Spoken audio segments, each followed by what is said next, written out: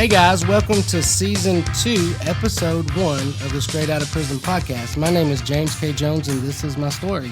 And I am Haley Jones, and this is his story that has now become a part of my story. Well, this is kind of a milestone. We made it to Season 2. How cool is that? Yes, it has been so fun. It has. This has shocked me how much we've enjoyed this and just how much it's helped me to learn and grow. And the feedback that you guys have been giving us is incredible. Please keep it coming. Yes, we really appreciate everyone who's listening and everyone who's giving us any kind of feedback and just sharing your story with us. Yes, that's great. After, hearing ours. So we love it. Please keep it coming. And in Season 2, we'll be entering the next chapter of my prison life or journey through the Department of Corrections, and I'm heading back to Sweet Home, Alabama after 4 years. Yeah, so you did your 45 days, right? In the very beginning, your drug and where you're robbing people. Yeah. You went to prison, spent your first 3.5 years in Florida prison, and I believe we ended with you were in transition on your way to Sweet Home, Alabama. As an inmate, you dream of the day when you get to walk up to that, that front gate and walk out. Well, I got to the front gate, but I had a hold on me in Alabama, so I had a transfer van waiting on me. So I've only seen the movies, and yes, it is like someone's waiting for a person when they comes out, and they run and hug and cry, but I don't think I've ever seen where you were locked up and then just going to the next prison. Yeah, that was that takes a toll on your mind, on your emotions, on your everything. That was and there was another part of that was you want to cry, you just want to bawl your eyes out, but there were already 2 or 3 other guys in that transfer van, so you don't want to show weakness in front of people, so you kind of have to just suck it up. But I remember leaving there just feeling like a softball. I have a softball in my throat and I can't let it out. And then I got car sick when we first got in the van, which was weird because I'd never been car sick before. I've never been car sick since that time, but it was a weird. I'd been there for like 3 years and never been in a car, so it was... It's crazy. So how long were you going to be in? I know it's going to be a while. I don't know how many hours it is from... So it's like a 10-hour drive from... Okay. I had already mapped that out, just trying to, I feel better like when I know what's going to happen. To mentally prepare. Yeah, so I was prepared for like a 10-hour drive. Mm-hmm. But what I didn't understand was I was being transported not by a deputy or by anybody in law enforcement. This was like a transfer company. It was like they pay this company to go around transferring people from state to state. I guess somehow it's different when they take you from another state. And I had never been transferred like this before, so I was expecting, get in there, ride up there and be done with it. But it ended up taking like 3 or 4 days to get there before we finally got there. And then... 3 or 4 days? Yeah, because see what they do. They go from wherever they started from. They picked me up in Central Florida. Then they went like all over Florida to like different county jails and prisons, picking up people. Okay. And then in that process, they would also drop people off. So it was basically like they would fill up their little prison van with 10 or 12 guys, and they would just run their route. And when they got close to where you were, they'd drop you off. Does that make sense? Yeah. So there was one night I spent in a county jail, and I think they wouldn't tell me where I was. Like it was some kind of security thing where they had us spend the night, and then the next morning another transfer van came and got us. You're handcuffed, your feet are shackled, and then you're like handcuffed to this metal bench that you're sitting on. And then there were windows in the van so you could see out, but it was had mesh bars covering it up.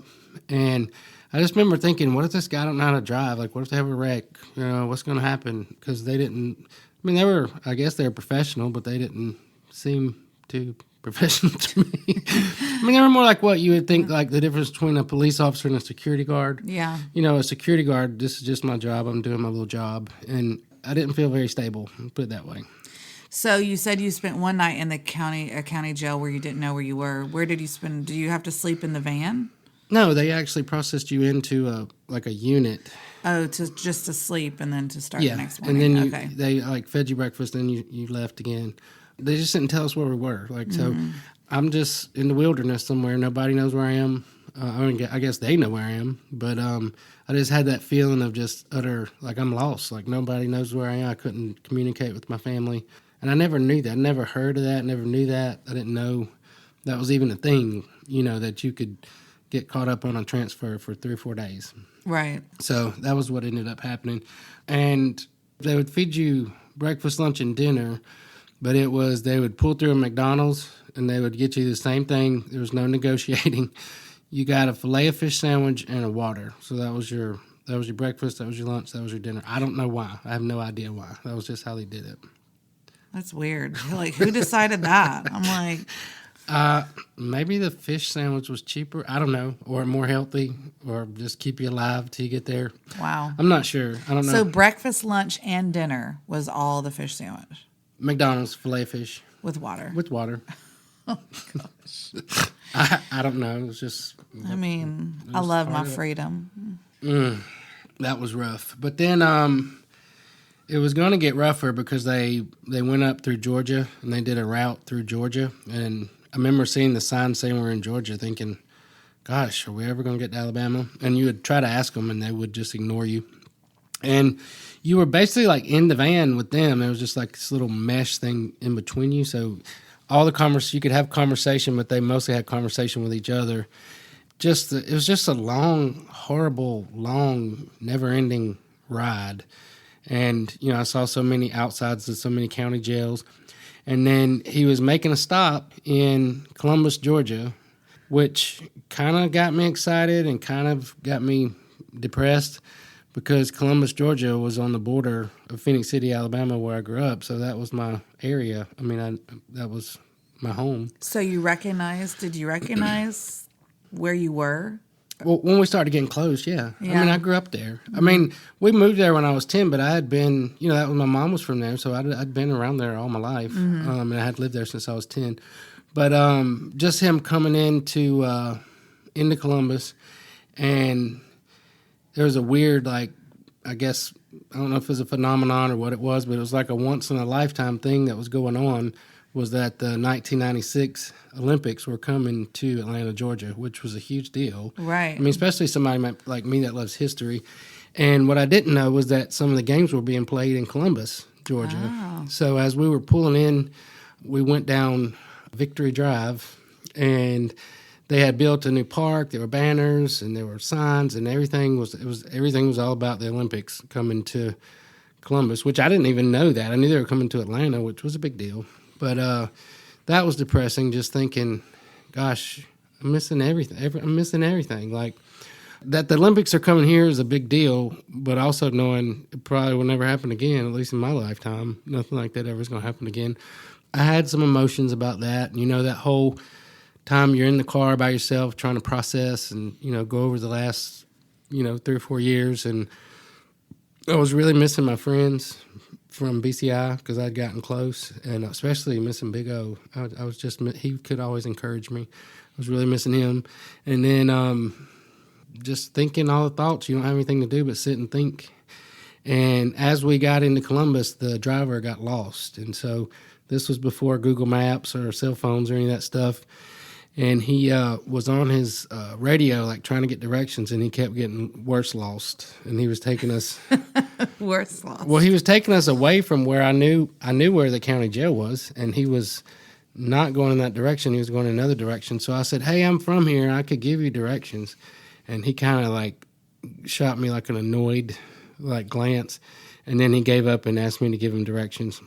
And so I gave him directions, took him straight to the Muskogee County Jail. We pulled in, picked up an inmate there, and then we got back out on the highway to head to Montgomery. And I was just glad, I know I got to go to Alabama. I'm not exactly sure where Montgomery is, but I know it's not that far from Phoenix City.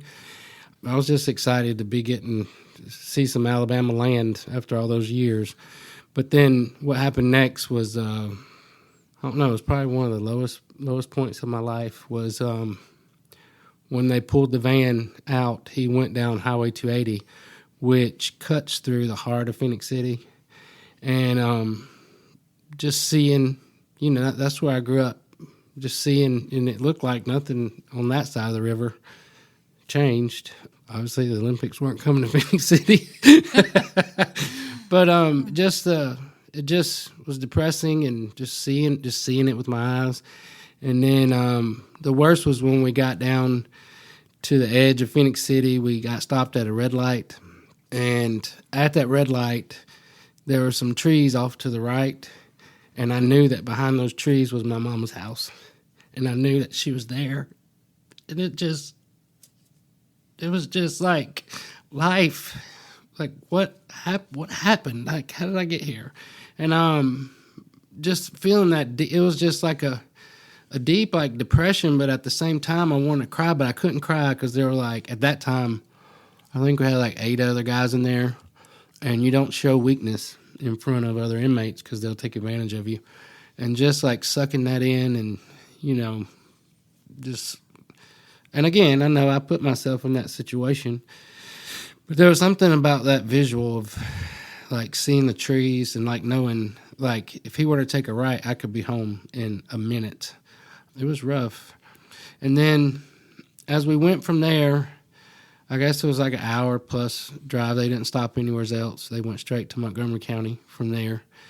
I just was like trying to find a way in my mind, like, is there a way, like, is there something like different? Like, is there something, there's got to be something else. Like, this can't be life. I'd rather be dead, like, than to keep, you know, experiencing this kind of stuff. I'd rather just not be here anymore.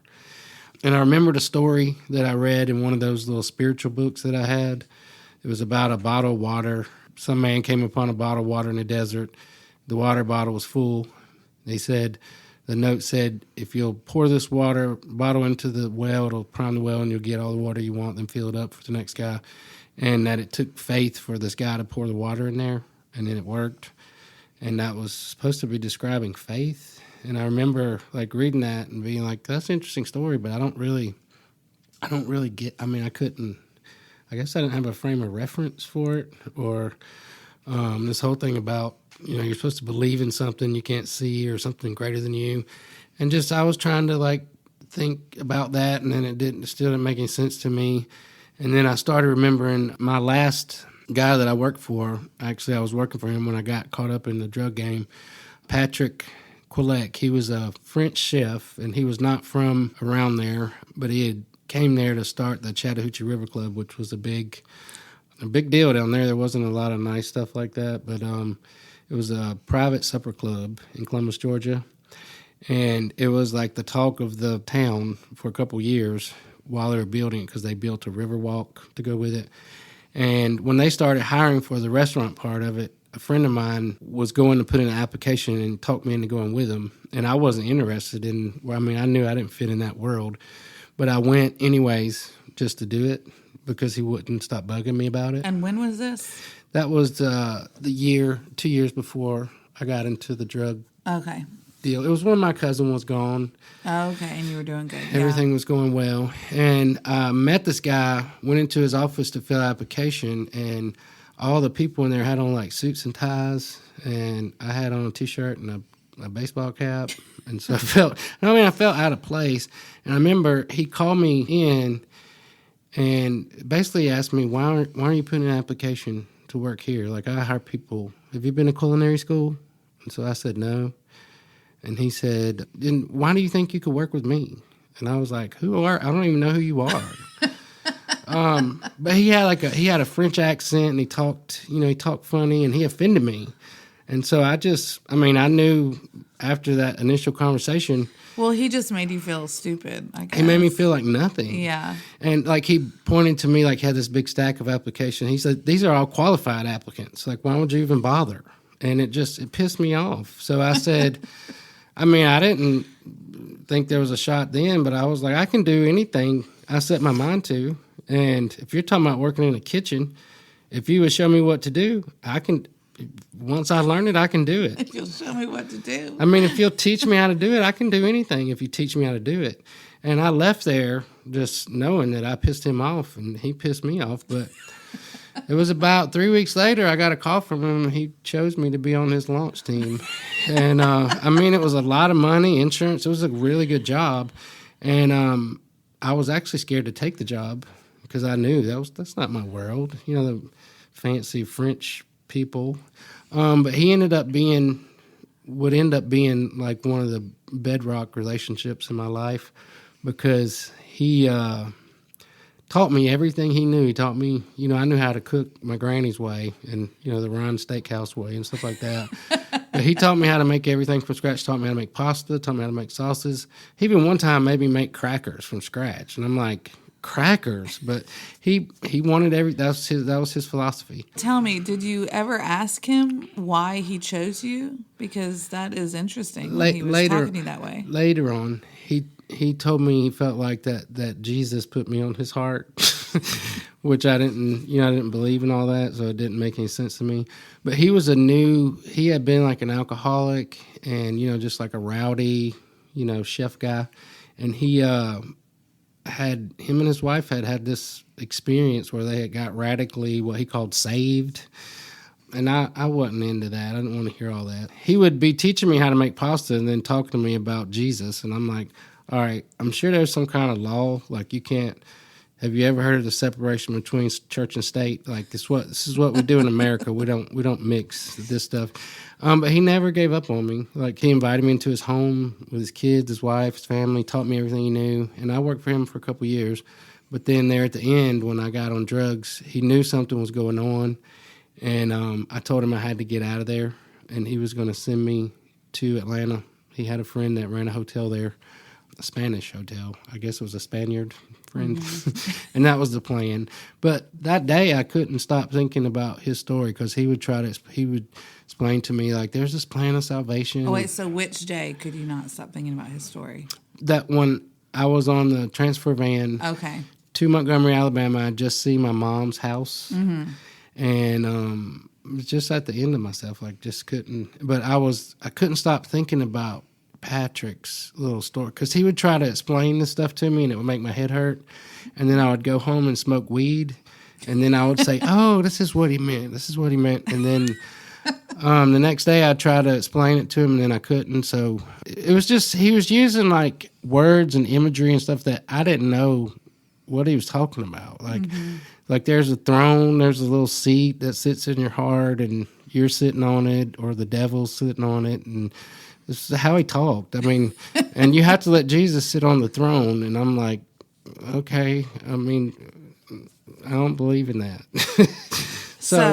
But I think it's so interesting, though, because, I mean, what's going through my mind as you're talking about this and just hearing, your previous prison experience, and it's something that I can't really imagine because on Facebook and social media you see all these memes like take control of your life, make the decision to start today, whatever it is that you're going to start to make your life better. Mm-hmm. But in your situation, and people anyone when they're in prison, it's like literally you have no control, like they have control, whoever. They have control. And so you get to the point, I mean, this is what it sounds like to me, that, I mean, you just kind of realize that and are grasping for anything to give you some kind of a relief or hope from that. Yeah. And since we were talking about Patrick and Joy, they never gave up on me. After I got arrested, they wrote me letters like every week, him or his wife or one of his daughters later on would become like a pen pal. I mean, nothing like romantic, just like friends stuff. And they're Facebook friends with both of us now. I've never met them personally, but... They're in Kansas City now, so they're far away. When I went to Colorado in 2007, I actually stopped by and saw his restaurant, and it was awesome. Pretty cool. Yeah. But this day, I had that in my mind, and I was prepared to be arrested again, but I wasn't really prepared for what would come next because there's a stark difference between a county jail in the state of Florida and a county jail in the state of Alabama. Big, huge. I mean, and later on I found out there's a big difference in the prisons as well. But I was just shocked at the conditions, when I got to the Montgomery County Jail.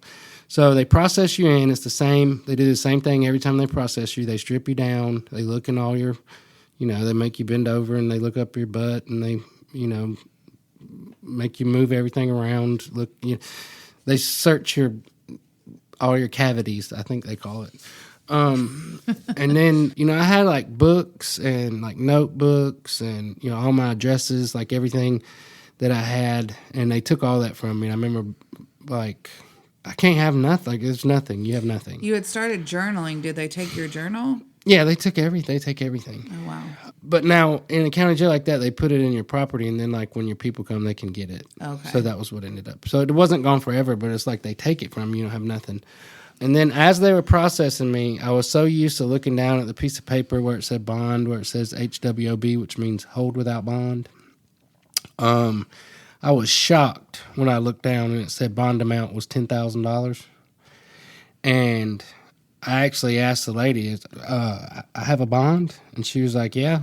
And that was like, such a letdown. And then like that excitement, it was like almost like euphoric, like I can go home. I might be here for another day or so, but I got a bond. I can go home.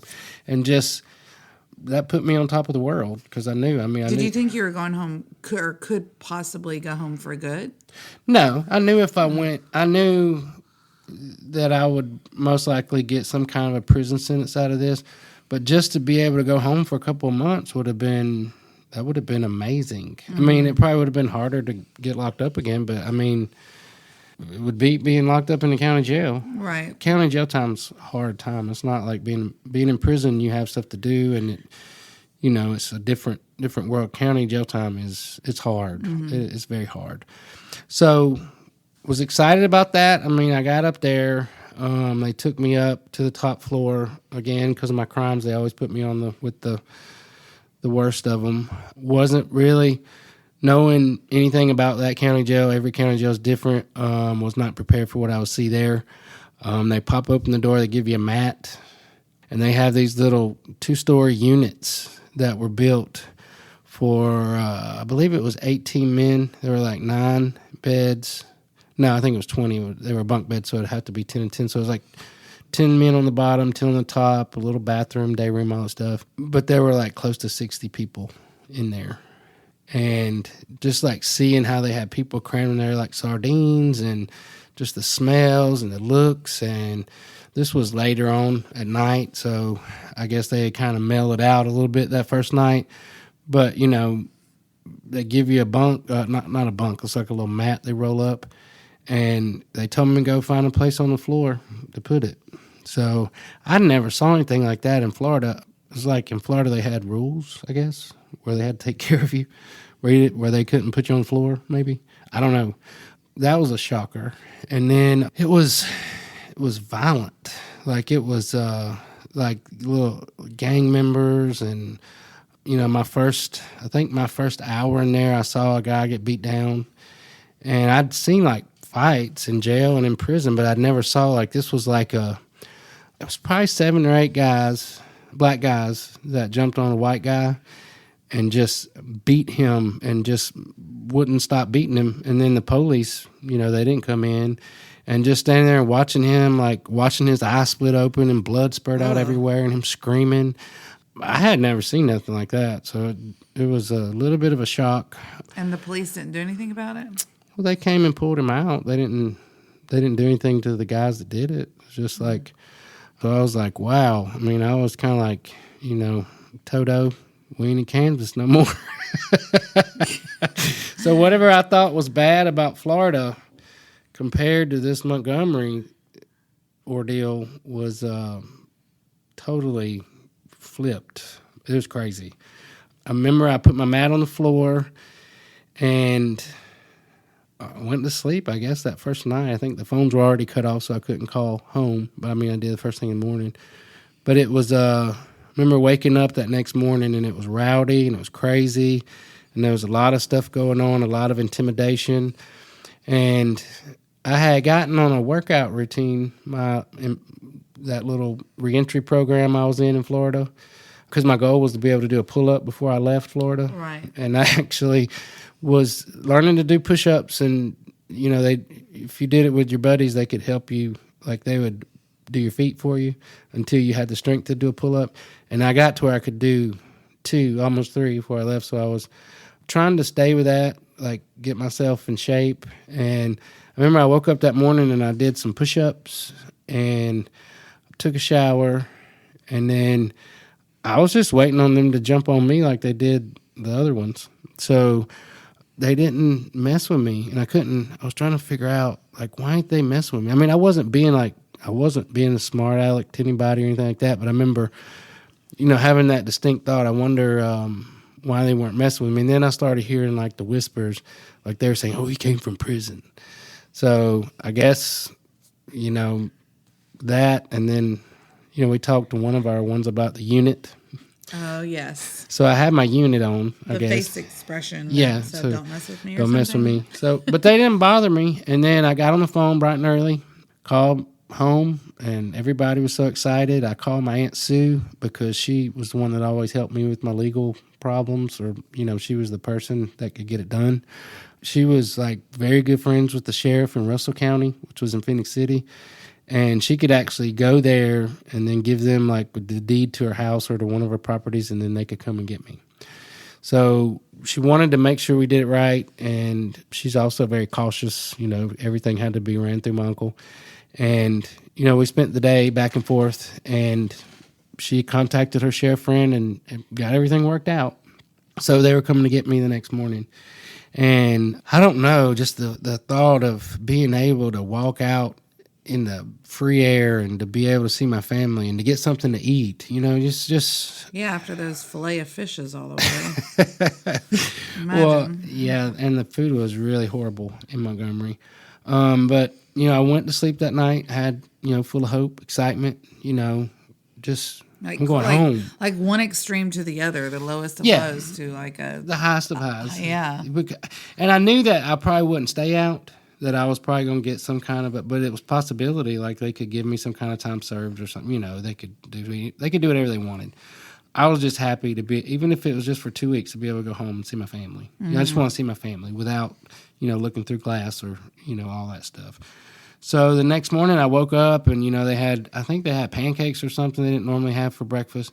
And I gave those away because I knew I wouldn't eat them because I would be at the Waffle House. Oh. Very, very shortly. It was like, then it was like. Very shortly. Oh, yeah. That was the first thing we were going to do. We got to eat. Yeah. The 8 o'clock turned into 9 o'clock. 9 o'clock turned into 10 o'clock. Around 10 o'clock, I started getting nervous. And then there was one or two guys in there that I've been talking to.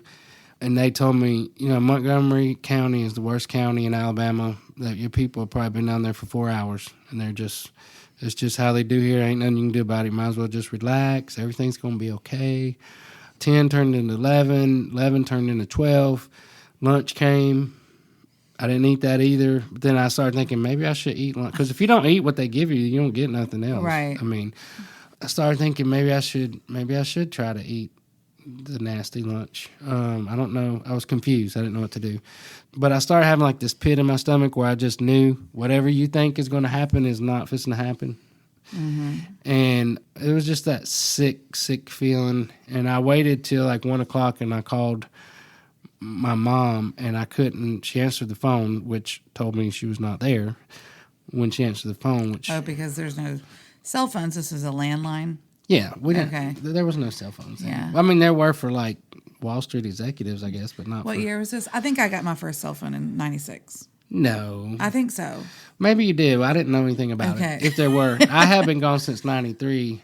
And actually, when I got out of prison in 1999 and everybody was running around with cell phones, I thought they were crazy. I mean, I didn't get my first cell phone until 2002. I didn't want one. Yeah. I didn't want people to be able to get me. That's hilarious. Like, I don't want to be in my car and you be able to call me and I have to answer and talk to you. I'd rather you leave me a message on my answer machine. Okay, we digress. So 1 o'clock, you call your mom. She answers. I can't understand what she's saying. She's like crying. I don't know what she's saying. She won't stop crying. She's just, I don't know. So by this time she had gotten back together with her fourth husband who she was divorced from, my stepdad, Jeff. They had gotten back together and I guess they were kind of married, but they never got married. I don't know what that was. But anyways, he lived there. He jumped on the phone, and he was kind of a redneck. No, he was a redneck for real. My mama could pick him. He got on the phone and started like this rant, like telling me that my Aunt Sue was calling her names and then talking about my uncle. And then he told me they don't care about you. They don't want to get you out. They don't give a damn about you. And I was like, what are you put my mama back on the phone. So I got my mom back on the phone and couldn't make any sense out of what she was saying other than they couldn't, that my Aunt Sue and my Uncle Vernon couldn't do the bond. So I said, well, let me call them and I'll call you back. And, everything's going to be all right. I don't know how it's going to be all right. And I actually shocked myself that I was telling her I was going to be okay because I didn't know where that was coming from. Does that make sense? Yeah. So I called my Aunt Sue, and she was very upset. She was crying, too. And what happened was she went to sign the property bond, do everything like she said she was going to do, but her friend is the sheriff. Right. Her friend don't work at the sheriff's office. Her friend is the sheriff. He was the one helping her, and he knows everything. So he came out as they were signing the property bond and said, Sue, they've got a hold on him in this county, this county, this county, and this county. If you bond him out, he's not going to get out. They're just going to transfer him to another county, and then you'll never be able to bond him out of all the counties. So you might as well just let him sit it out and see what happens. And I agreed with her. It was devastating, but I agreed with her. Like, there's no reason to bond me out of Montgomery just for me to go to jail somewhere else. Right. And then he also said there was no indication that they would even give me a bond. So, because they have different counties have different kind of holds. And just because I had a bond in Montgomery don't mean I would have one in Shelby County. And right. It was just all this old stuff was coming up, and they basically didn't want me to get out. Mm. So I agreed with her. I told her, it's just, you did the right thing. But she was crying, and then she said she was upset because my mom's husband or ex-husband or whatever he was was saying like mean things about her, like saying that she didn't care about me and she was this, that, and the other, and she was more bothered by that. And I just said, well, you know what, Sue, he's just an ignorant redneck, and I hope you don't think I'm listening to any of that because I know you. Anyways, I don't even care what he's got to say because I'm not living that kind of life anymore. I've decided to take a different path. You said that to... I said that to her, but I didn't even know. I was just saying not the redneck life, not that, the way he thinks, like he's always thinking somebody's against him and, everybody's out to get you. That's all I was talking about. Okay, so how you're defining the redneck life is, just to be clear. Not all rednecks, just... Right. The way I grew up, the rednecks that I knew, they were mean, they were vindictive. It was always a battle, a fight. It was just always, something I don't want to be a part of. And I said, I'm choosing a different path. Mm-hmm. And when I said that, she started like bawling, crying, and then laughing and then crying. And I'm just thinking, what's wrong with her? Like, like, what are you doing? So she's like snot crying. And then she said, I said, what's the matter? Sue, what's the matter? And she said, boy, are you trying to tell me that you got saved? And so I said, no, I'm not. I'm not trying to tell you that. And then she said, well, I've been praying for you all these years. And she's a good Baptist. Did you know what she meant? I knew the phrase. I knew what saved meant because I'd seen them. They always did that. But then they would get unsaved and then they'd go get saved again and all that stuff. So it wasn't anything that I was fond of or would ever apply to myself. I got saved. If you want me to get saved, come bond me out of jail. Save me. I'm saved. I'm out. So I didn't respond to her the way she wanted me to. But what she said bothered me. Like it was a weird... and Patrick would always say that to me. You need to get saved. And I'm like, okay. I've got a plate in there. I don't know if you've ever saw that everybody signed like one of the dinner plates from the River Club when I left. And no, I haven't seen that. It's in my stuff. But his was get saved, shift. That's what he put on it. Get saved. And it was so annoying. It was like, whatever. But anyways, this day, she said that. I wrapped it up. I got off the phone. And I went back into strategy mode, survival. I got to figure out how to survive this. I don't have anything. They took all my stuff. So I needed a book or something. So I hung up the phone, looked over on the TV, and there was 2 or 3 books. There was one that was thicker than the others. And thick books take longer to read, so you can kind of get lost in them.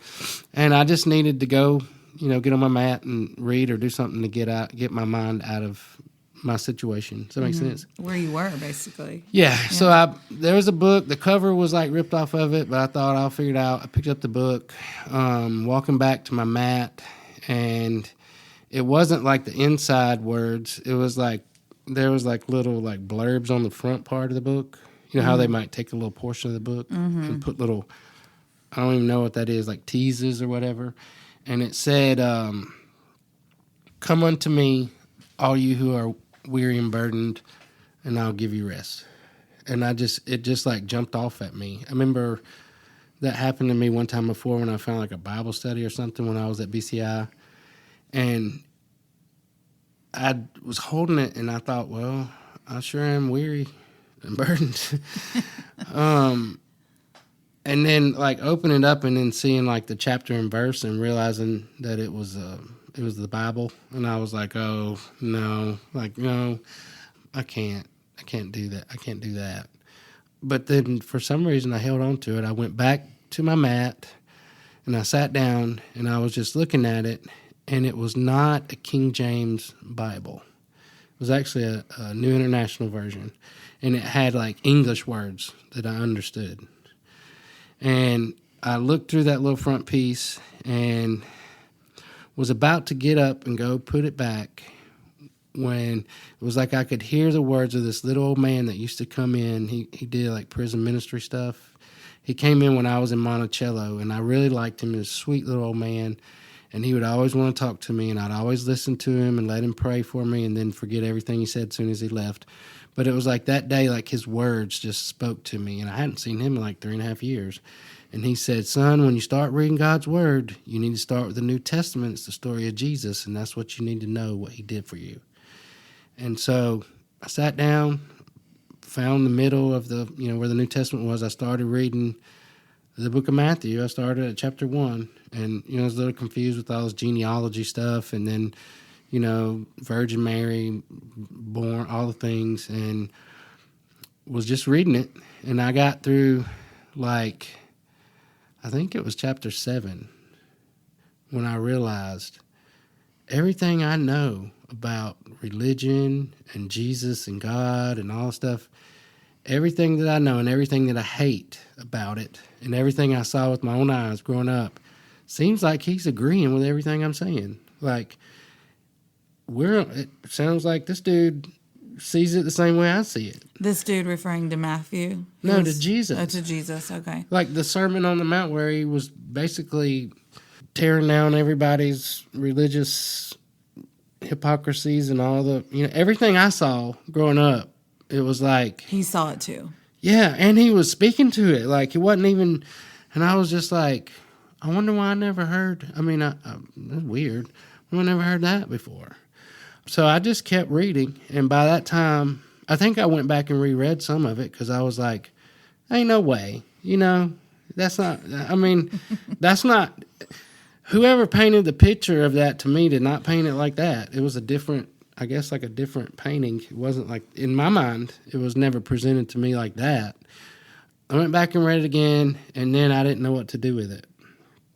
It was a weird night. Like, I had read the book into the night, everybody was asleep, and I was there on my mat under the stairs. That was the only place to put my mat. On the floor. On the floor, under the stairs. But when people would walk up the stairs, you got to think, I wonder if they're like toenails are falling off on me. It was just gross. It was the grossest place I'd ever been in my life. But I had it, I'd read it, and now I didn't know what to do with it. Does that make sense? Mm-hmm. I couldn't, I didn't know what do I do with this information, because it didn't make any sense to me. But then there was like this, in the middle of all that ugliness, there was like this presence, and it was peace that I had been feeling like little tastes of that the previous 6 months. And it was, I don't know, it didn't make any sense in my mind. Can you describe what the peace felt like? Because I know it's hard to describe, but... It was just like, relax, everything's going to be okay. Okay. I don't know. I honestly had never felt that before. I'd had like glimpses of that. When I was journaling, I would get like glimpses of that, but not like it was different this night. It was like I could feel it like all over. It was like a presence in the middle of the ugliest place in my mind on a planet. Like there was this weird peace, hope, and I didn't know what to do with it. So I thought, well, surely I must be losing my mind. Like, I mean, I thought several times over the years, like I think my mind's gonna snap and I'm gonna lose my mind. And it was a battle. There was a battle in my mind. Like I don't know what to do with this. And then I was asking myself questions, and it was like back and forth, and it was like hot and sweaty and humid, and it stunk in there. Like it was just like, and then I had like this presence that was telling me, "Come unto me. I know you're weary, I know you're burdened. Come unto me. I got you. Just trust me." And I've wrestled with that probably for 2 or 3 hours, like trying to, like, I don't even believe this. I don't believe any of this. And then it wasn't like an audible voice, but it was like, I heard it. It was very like sweet and simple. It said, all you have to do is give up and ask me to come in. And I finally got to a place where I was like, okay, I mean, is that it? That's all you need from me? Just give up and ask you to come in? I give up and ask you to come in. I give up. And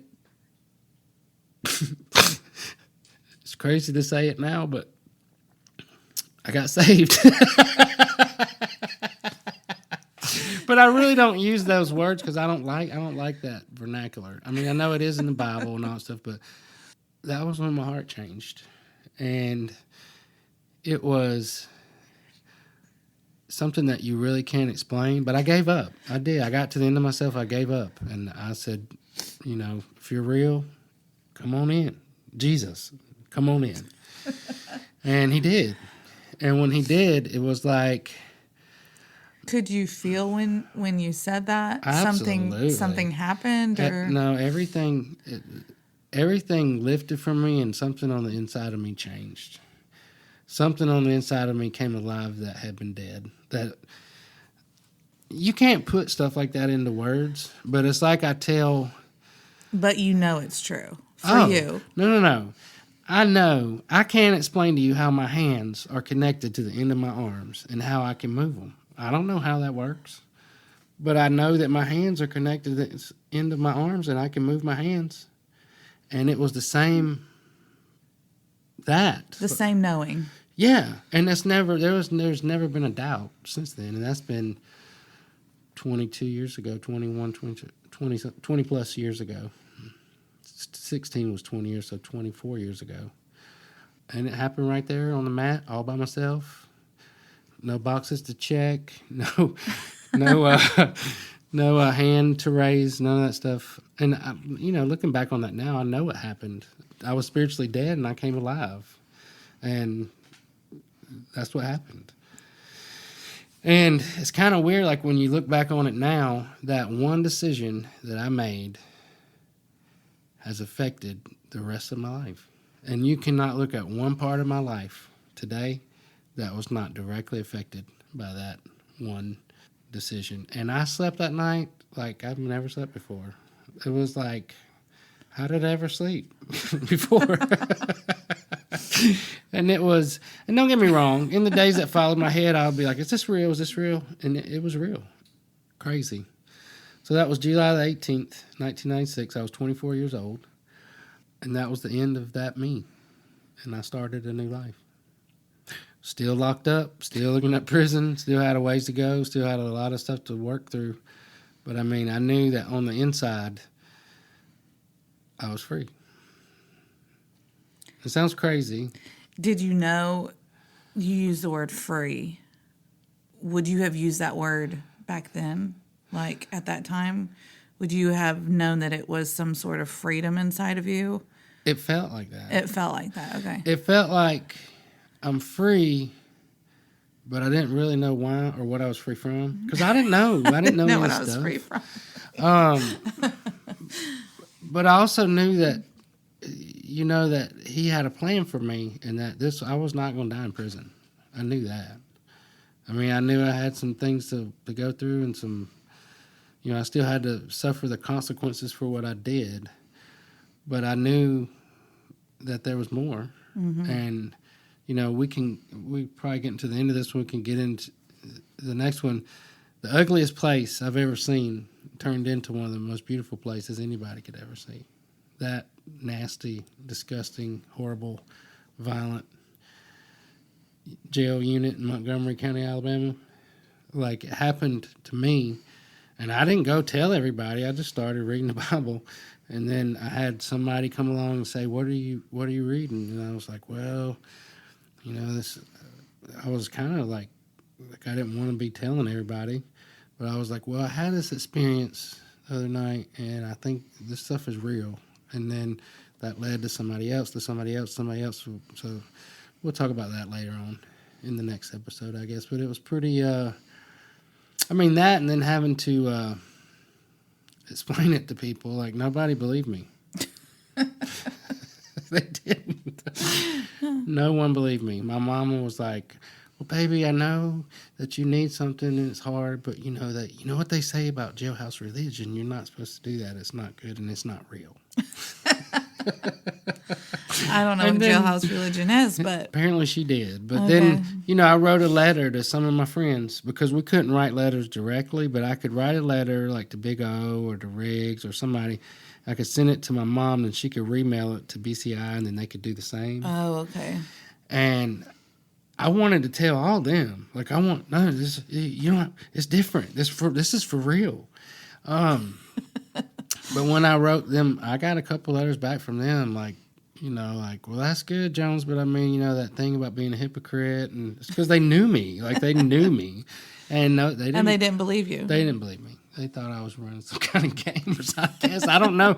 But seriously, out of 1,000 men at BCI when I was there, and this was only weeks later when I'm writing them these letters, you line up 1,000 men, I would at least be in the bottom 10 of the ones that would actually, like, turn their life around and start following the Jesus. Like, that was not going to happen for me. I mean, you say that, but then we heard how you were helping people and making food and, making things better. Yeah, but they knew me. Yeah. They knew I was the one that would rip up the Bible and use it to stuff. Yeah. Or I was the one, when they said, "Let's go to chapel," I'd be like, "I ain't going to chapel. Y'all go to chapel."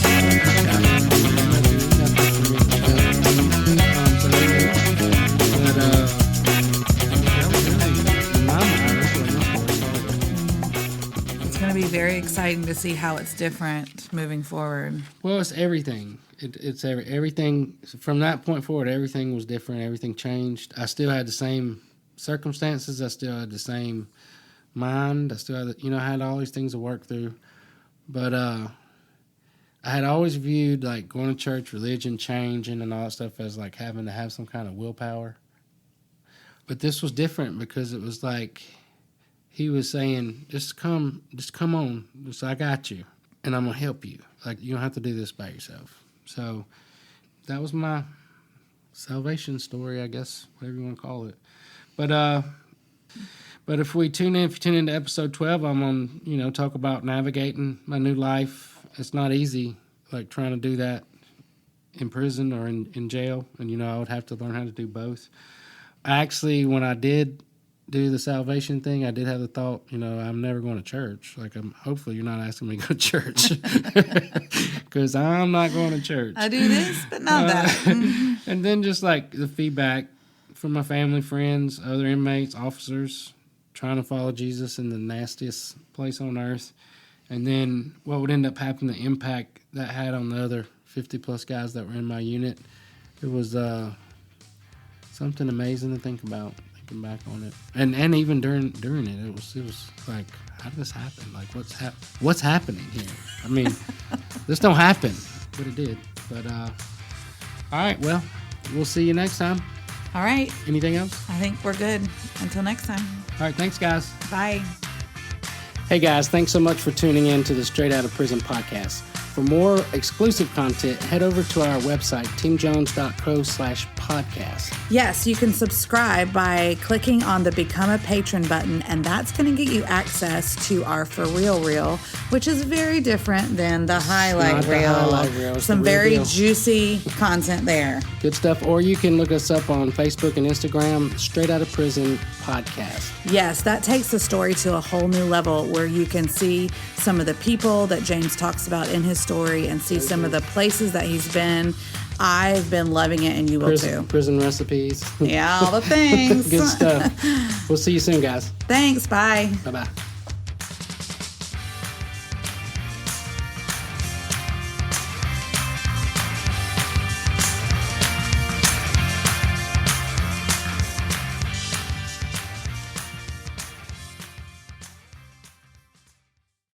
Also, for more, look me up on Facebook and Instagram, and now TikTok. Look up Chef James K. Jones.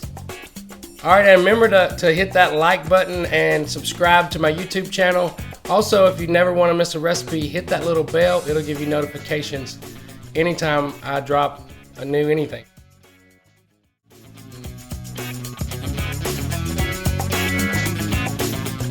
Today I'm going to be showing you how to make broccoli salad. It's one of the best recipes I've ever had for broccoli salad, and honestly, I didn't used to like it at all. A recipe is one thing, but a method is another thing. So that is one of the things that I want to share in this, is really just how you prep your broccoli. Because a lot of times, broccoli salad is not good because the broccoli's not prepped right. But let's get into it, and I'll show you how to do that. And just to give you a visual, usually even if you buy a bag of broccoli, you'll come out with some big thing like this. And this is what broccoli should look like if you prep it, just a little bite-sized piece. So I've been at events and parties, sometimes, sad to say, even restaurants where they bring you broccoli, even if it's steamed, and it's like that. That is a whole lot of something to put in your mouth. But I just want to give you a visual. This, if you make broccoli salad and you don't prep your broccoli, this is what you end up with. Excuse me. It's just a mess. But if you prep it properly, and I'm going to show you how to do that, you end up with these little beautiful bite-sized pieces. Easy to eat, easy to deal with, makes all the difference in the world.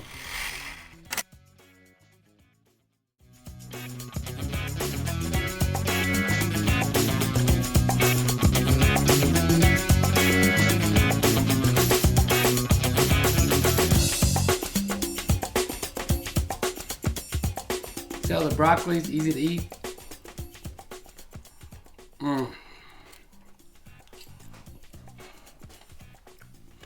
This recipe is still a winner. Thank you, Auntie Glennis. And there you have it. This is a great, healthy recipe. It's fun to take anywhere you want to go. It's a crowd pleaser, tasty, filled with delicious goodness, and sometimes even your kids will eat it. This was my Aunt Glennis's recipe, and Auntie Glennis, I hope I'm making you proud here.